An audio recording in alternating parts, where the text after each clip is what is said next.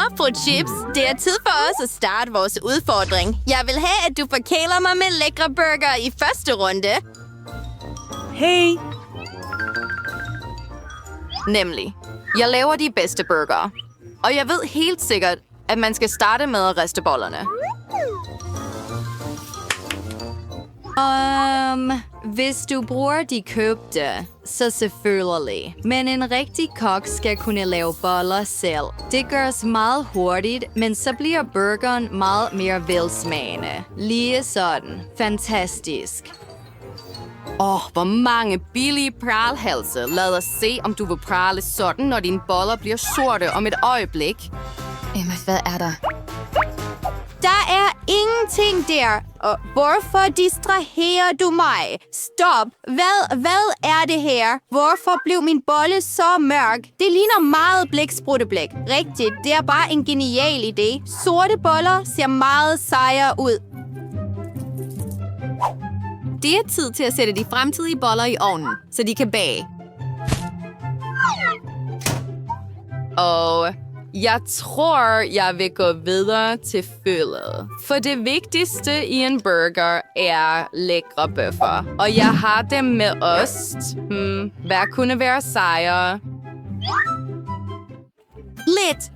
En seafood burger kan ikke være sejere. Dette serveres kun på de bedste dyre restauranter. Har du nogensinde set bøffer lavet af rejer og krabbepinde? Jeg vil lave dem lige nu. Opa. Sætter det på en bageplade sådan. Det vil være for meget. Folk elsker mere klassiske burger. For eksempel, som den jeg næsten har lavet, det mangler kun at blive samlet. Se bare, hvor stor og appetitlig den er. Hej. Hey. Din burger vil blegne, når jeg laver min. Min vil have en meget usædvanlig sauce med avocado, citronsaft og krydderier. Alt dette skal bare piskes grundigt i en blender, og så kan jeg samle mit mesterværk. Fantastisk. Det er det. Samantha, dit nederlag er sikret. Det får vi at se. Jane, vælg vinderen. Jeg ved ikke engang, hvor jeg skal starte. Måske med denne her. Jeg elsker denne klassiske burger. Det er bare utroligt lækkert. Tid til at gå videre til den trendy sorte burger. Der er endda specielle handsker til den. Lad os se, hvor lækker den er. Ulækkert. Jeg kan ikke fordrage skælddyr og avocadoer. Jeg kan bedre lide Samanthas burger. Ja. Fordi det smager bedre. Hvad skal vi lave i anden runde? Jeg vil have en bøf. Saftig og lækker. Let. Du vil ikke kunne rive dig væk fra min bøf. Nå, det er tid til at starte. Hvorfor ikke lave en smørsauce?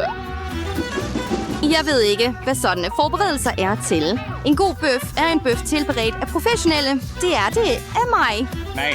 At lave mad på en stegepande er kedeligt. En hjemmelavet grill er en helt anden sag. Overall. Selv på en almindelig stegepande kan du lave meget velsmagende kød. Selv ild kan bruges. Sejt. Men grillet bøf vil bare være saftigere og mere velsmagende. Det er indlysende. Og det er det ikke. Nå, det er tid til den hemmelige ingrediens. En rigtig bøfsauce laves på basis af honning, sennep og citronsaft. Der er ingen sauce, der passer bedre til kød. Jeg er sikker på, at Jane vil blive begejstret. Fantastisk. Ikke dårligt, men min færdiglavede smørsauce vil klare sig meget bedre. Og nogle tomater og en kvist timian. Jane, det er tid til at smage. Det er helt sikkert.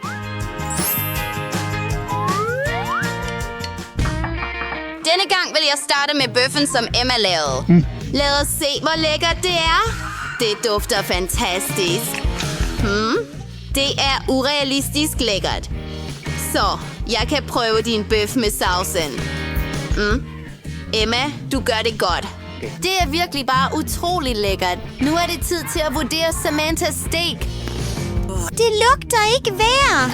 Wow, det er bare guddommeligt. Det bedste, jeg nogensinde har haft. Samantha, du vinder igen.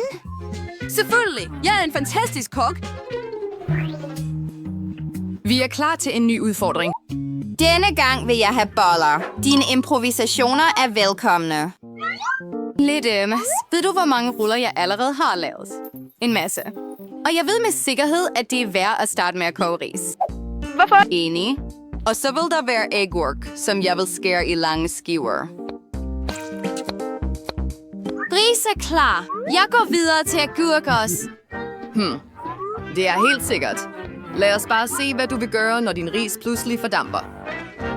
Hun bemærker slet ikke noget. Hvor er min ris? Samantha, har du set den? Jeg har lavet fisk hele tiden. Vi bliver nødt til at finde det. Jeg kom på en virkelig fantastisk idé. Hvorfor laver jeg ikke ruller i russiske stil? For at gøre dette, skal jeg ælte pandekagedejen. Jeg tror, Jane vil kunne lide mit eksperiment. Lige sådan. Blandingen er klar, og vi hælder den på en pande. Ja. Fantastisk. Omkring pandekager, du har nogle mærkelige ruller. Her, jeg vil gøre alt klart efter opskriften. Det vigtigste er ikke at glemme nori-arkene. Har endda en speciel rullemåtte. Med denne hjælp vil jeg give rullerne det rigtige udseende. Og så kan du tilføje noget fisk. Når mine lækre ruller er klar, det mangler kun at tilføje lidt wasabi og søltet ingefær. Sejt, men mine ruller vil være meget mere originale. Det bliver ruller med banan og marmelade. Hvem ville afslå sådan en ret? Ingen. Alle elsker søde sager. Derudover vil jeg hælde jordbærsirup på dem. Lad os se, hvis ruller Jane vil sætte mest pris på. Forresten, det er tid til at finde ud af det.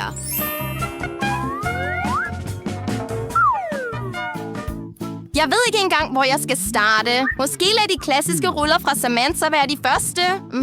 Ikke dårligt, men noget er galt. Jeg har spist bedre. Lad os se, hvad Emma har forberedt. Jeg har aldrig set søde ruller før. Det er meget lækkert. Tillykke, Emma. Endelig. Hvor længe har jeg ventet på denne triumf? Hvad vil mit barnebarn gerne have? Jeg vil have is. Jeg kender sådan en opskrift. Det er stegt is. For at få isen til den ønskede konsistens, skal den finhakkes i stykker. Nå, det er nemt. Bedstemor, og det kan jeg også. Snydfisk. Nemt som en leg. Pas på dine knive, unge dame, og kast ikke mad rundt i køkkenet. Det er, hvad der sker, når amatører går i gang. Nej, det er ikke godt. Jeg vil lave det efter den oprindelige opskrift. Du skal hælde mælken og fløden på en flad overflade. Skær en hver bær og tilsæt til mælkebasen. Nu kan du hakke alt godt. Når massen stivner, kan du skære den og sno den til ruller. Det kan jeg også. Skære og sno. Intet kompliceret. Nu sætter jeg det i et glas og pynter det. Jeg tilføjer flødeskum. Det ser lidt blakt ud. Jeg vil pynte det med regnbue-skittles. Et sugerør af sukker til skønhed og Oreo-kager. Nu vil bedstemor også skære sin is i stykker. Fantastisk. Perfekt. Lad os lægge det indeni. Jeg hælder jordbærsauce på dem. Bedstemor, du gør det forkert. Og saucen er også nyttig for mig. Og læg også marmeladebær ovenpå. Og jeg vil også lægge nogle bær. Jordbær og så blåbær. Jeg vil pynte det hele med krymmel. Ta-da! Perfekt. Hvor forfærdeligt. Her, Jane. Se og lær. Du kan dekorere is med citronskal. Den sure smag af citron vil passe perfekt sammen med isens sødme. Citronskal kan bruges til at lave en usædvanlig dekoration. Ja. Tilsæt lidt is for at bevare isens form i længere tid.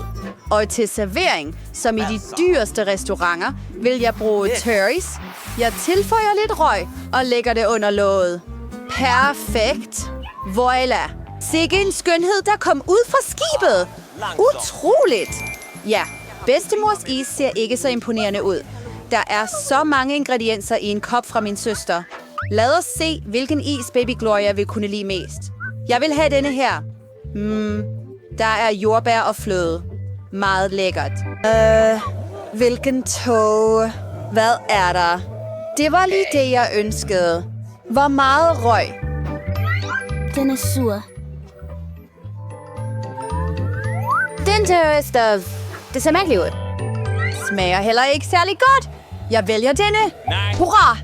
Den er ikke min. Bedstemor. Glory spørger, om hun må spise. Jeg vil have en slikkepind. Her er en i mange farver. Bedstemor kan se godt, men... Okay, jeg plejede at gøre noget lignende. Du skal koge karamellen. For at gøre dette, tag sukker og tilsæt det til vandet. Og nu skal du røre det hele tiden. Kender du også opskriften, Emma? Så gentag. De finder altid. Så det virker som om, at ingenting er kompliceret. Sukker og vand. Put det i en gryde.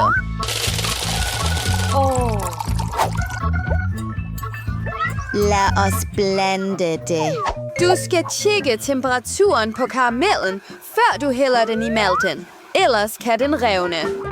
Perfekt. Nu kan du fordele det i malt. Tilføj regnbuefarver, som Gloria har bedt om. Ja, bedstemor. Se og lær. Præcis.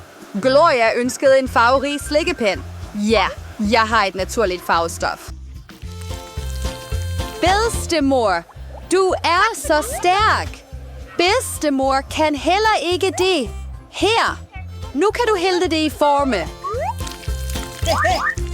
Jeg vil indsætte pindene, før karamellen er frosset. Så, karamellen er frosset. Nu kan du tage slikkepindene ud. Wow! Bedstemor kan lide det. Jeg vil sno Til karamellen. en af de bunder. Og nu vil jeg dreje det til en stor slikpind. Perfekt. Tada! Wow. Det lugter som om noget er brændt. Dette er min karamel. Den brændte. Barnebarn, du er sådan en sjuske. Hvad skal jeg gøre? Jeg kan også forme. Min søster har krukker med farverige modellervoks. Jeg vil lave pølserne af dem og sno dem til en tynd snor, ligesom Emma gjorde. Jeg får også en regnbueslikkepind. Det er et spiseligt træ, men det er smukt. Alt er klar.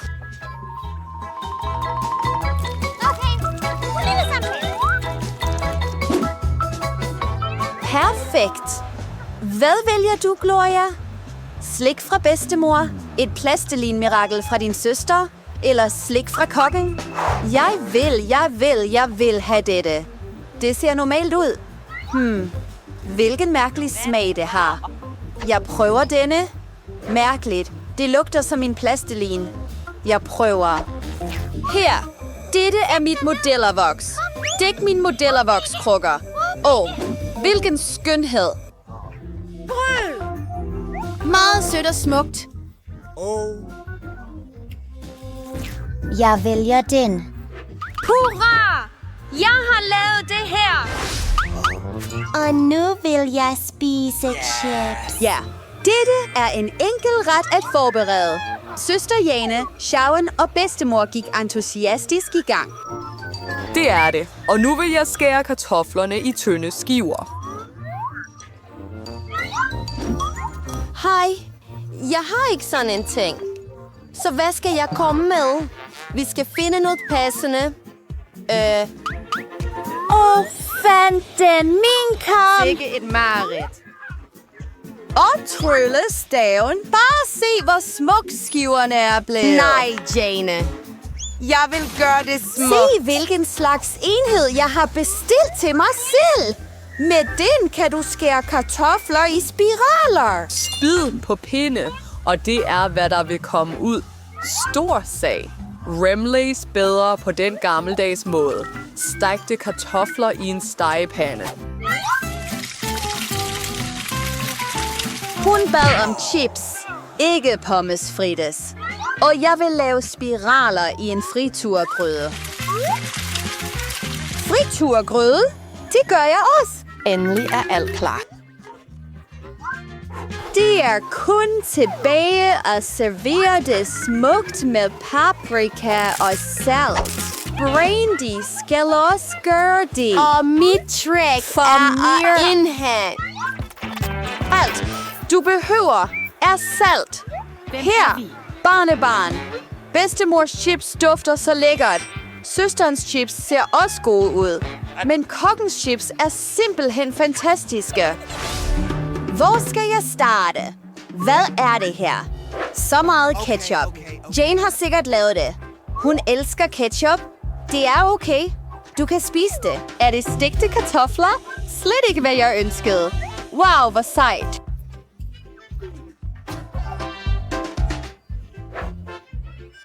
De smager fantastisk. Lækker. Jeg vælger dem. Ja, jeg har en. Kunne du lide udfordringen? Så abonner.